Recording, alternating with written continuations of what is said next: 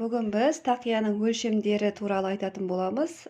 Нақтырақ айтқанда 8-те 3 деген қайдан шықты деген алдында алдыңғы видеома байланысты сұрақтар көбейіп кетті. Соған жауап ретінде түсіріп жатырмын. Бүгін сіздерге екі әдісін көрсететін боламын. Сондықтан каналыма тіркеліп алыңыздар, әлі тіркелмеген болсаңыздар, және де жаңада видеоларды жіберіп алмау үшін міндетті түрде қоңырауды басып қойыңыздар. Егер видео ұнап жатса, лайк, комментарийларыңызды аямаңыздар.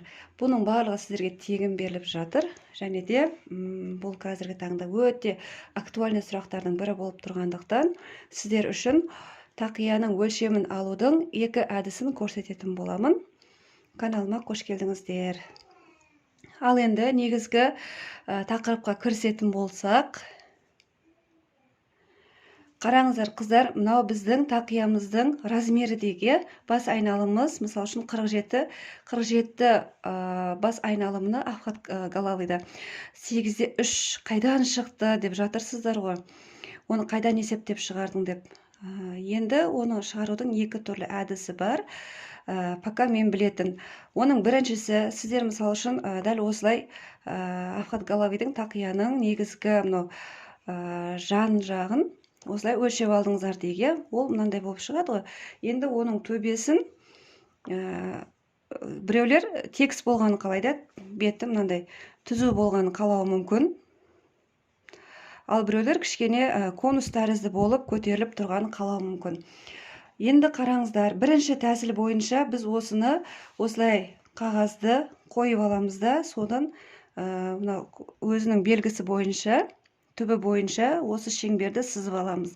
Сол кезде бізде мына осындай шеңбер шығады. Осыны енді 1 миллиметр артық етіп, бұлай қондырып тігіп аламыз.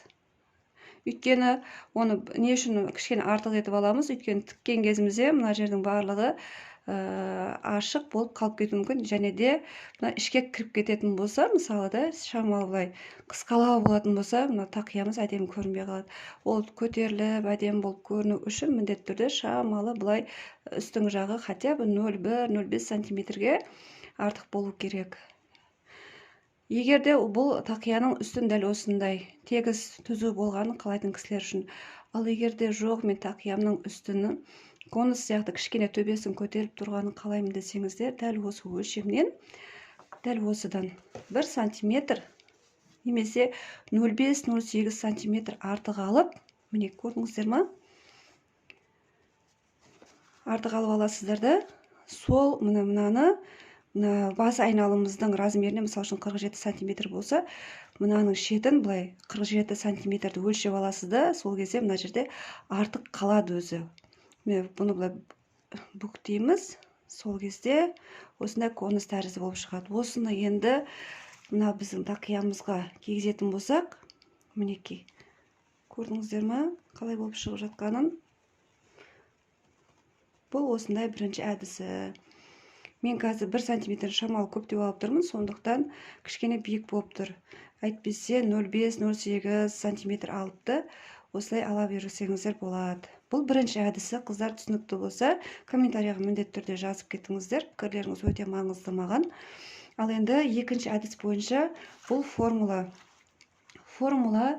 әсіресе өте көп сұрақ түсті маған.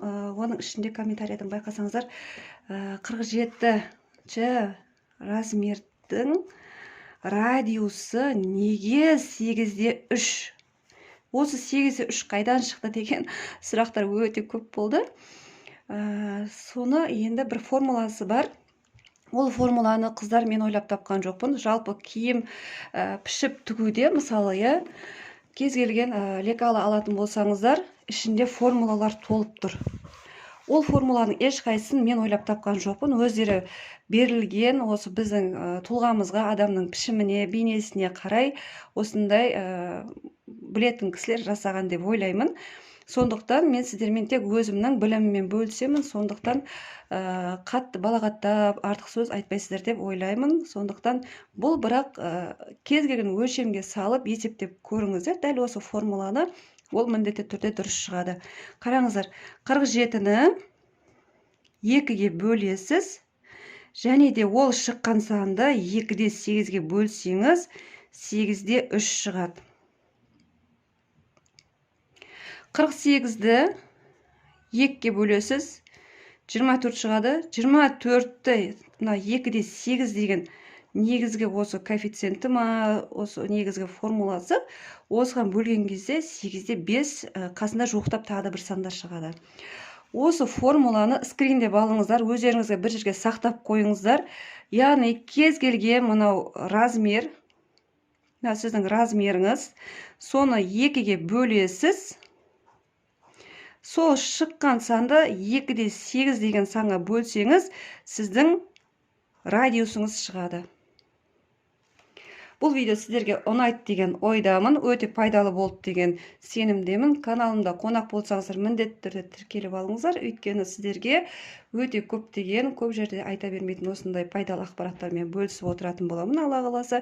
Және де каналымның дамуына үлес қосатын тек қана сіздерден үмітім өте көп.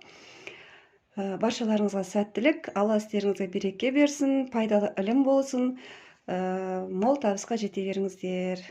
Келесі видеоларда амандықта жолыққанша, ассаламу алейкум рахматуллахи баракатух.